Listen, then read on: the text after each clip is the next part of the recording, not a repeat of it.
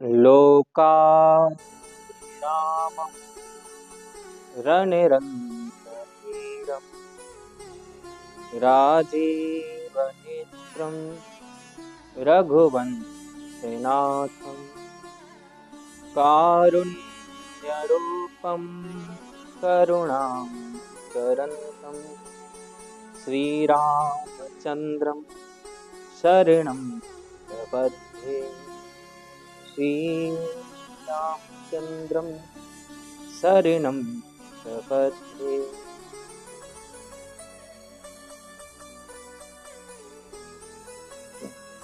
आज का बहुत सुंदर प्रसंग है।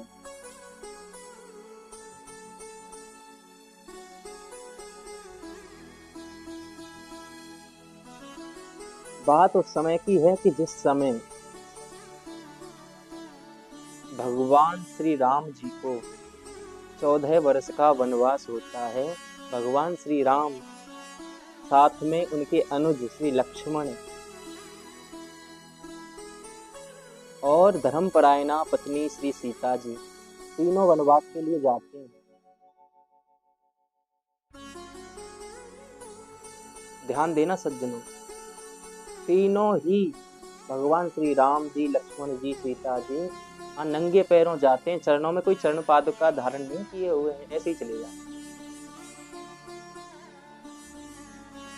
जाकर के निवास करते हैं श्री चित्रकूट में। चित्रकूट में पहुंच जाते हैं।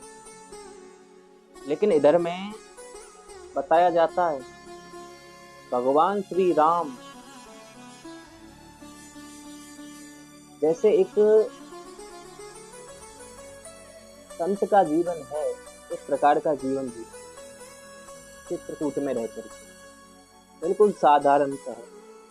लेकिन इधर में भरत जी महाराज जब से भगवान श्री राम गए, जब से मालूम पड़ा है, तब से सुख नहीं पा रहे हैं अयोध्या में। ये नहीं है कि सुख है, वैभव है, अयोध्या का राज्य भी कर रहे हैं, कोई राज्य नहीं कर रहे हैं अयोध्या का, कोई सुख नहीं पा रहे हैं।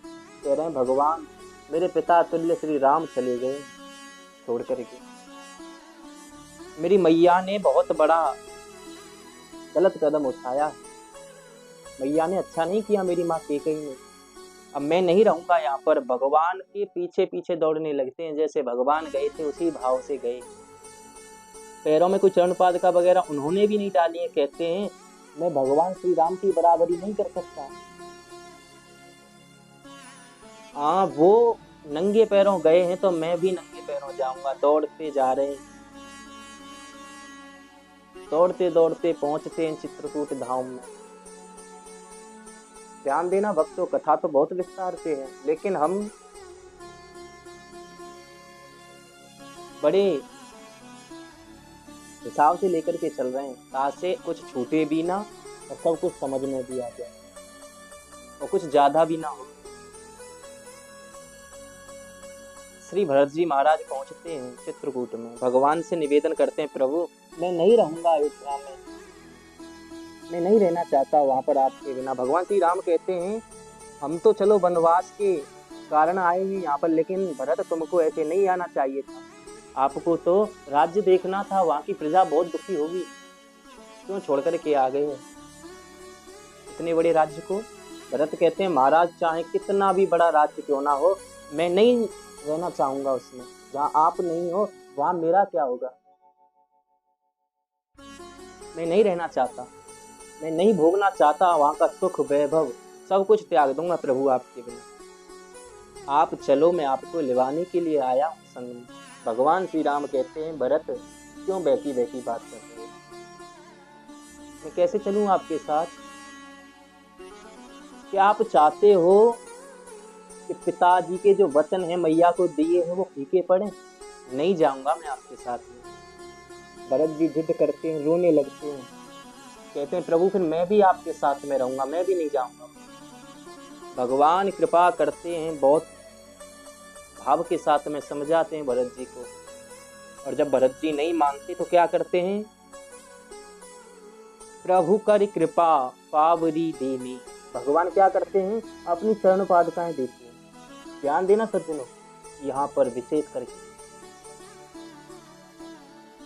प्रभु कर कृपा पावरी देनी सादर भरत शीत धर लीन। अब यहाँ पर प्रश्न ये उठता है कि अयोध्या से भगवान श्री राम नंगे पैर आए थे और यहाँ पर भरत जी को ये चरण पादुका दी है, ये कहाँ से आ गई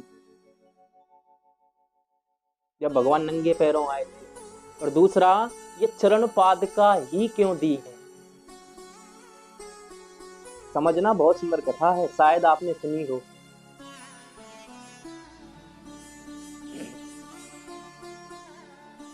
कई मानस हैं, हमने पढ़ा है, शास्त्रों में कथा आती है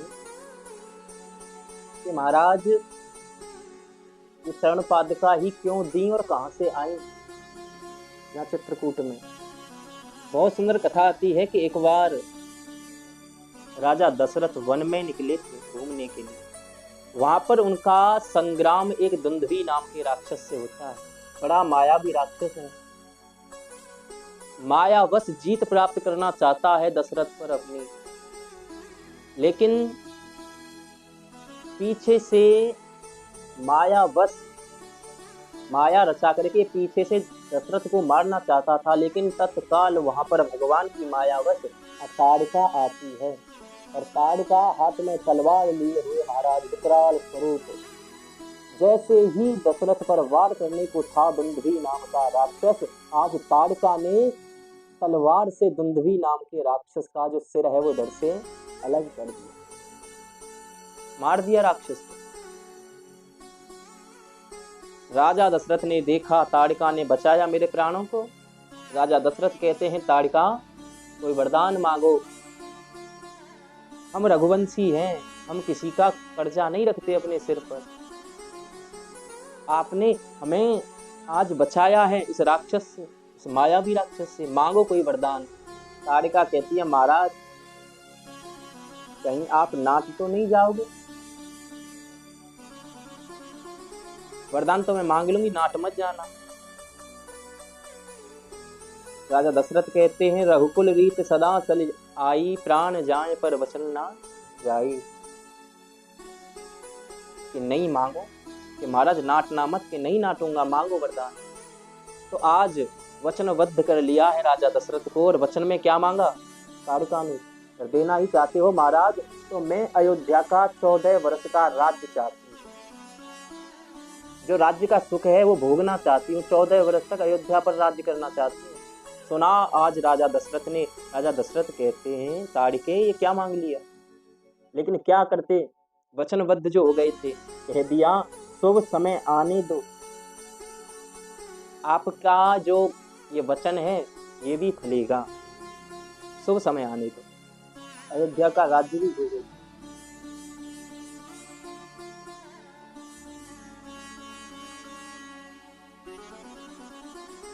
ध्यान देना सिद्धू। इधर में भगवान का नाम जप करने के बाद दशरथ तो चले गए अपने घर, लेकिन उधर में एक बार श्री विश्वामित्र जी जब भगवान श्री राम को लेने के लिए आए थे तो राजा दशरथ ने राम को समझाया था बेटा जा तो रहे हो, वन में बड़े बड़े राक्षस मिलेंगे, आप बड़े बड़े भयानक, उन राक्षसों के बीच में ताड़का भी मिल सकती है। समझाया भगवान श्री राम को, पूरा वृतांत सुनाया। ताड़का को मत मारना, बाकी सब राक्षसों को मारना, अपने प्राणों को बचाने के लिए,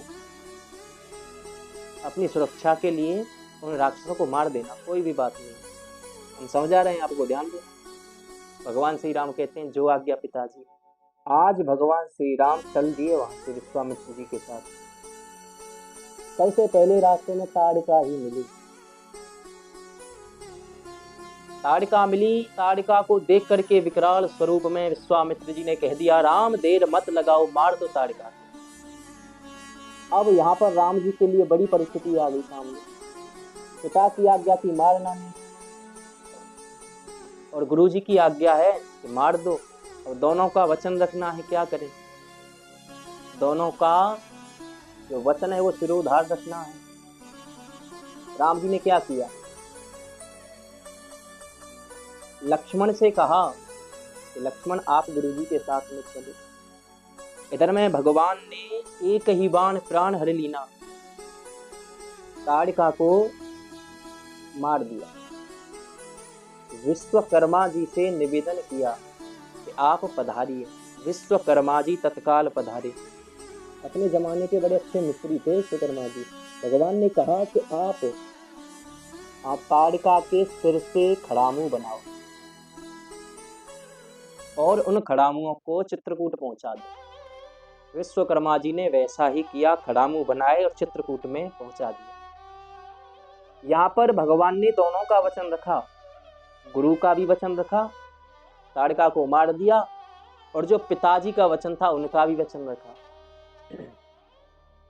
ध्यान देना सज्जनों,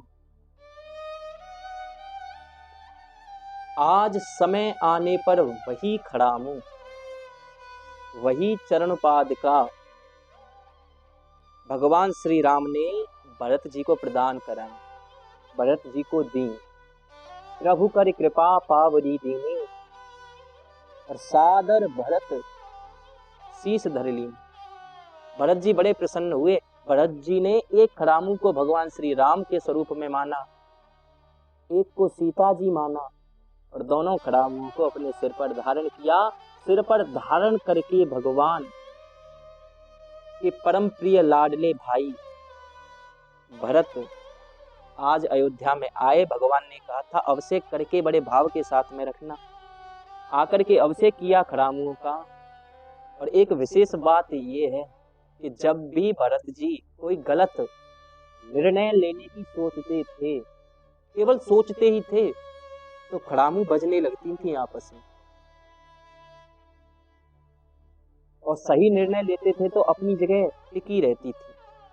मानो महाराज आज ताड़का ने ही 14 वर्ष तक राज्य किया है। बहुत सुंदर राज्य हुआ। भरत जी का विशेष भाव बताया जाता है। भरत जी अयोध्या में नहीं रहे, राज्य तो महाराज उन चरण पादुकाओं ने किया था। भरत जी नंदी गांव में आकर के जमीन के अंदर 8 फीट गड्ढा खोद करके नीचा उसमें रहा करते थे।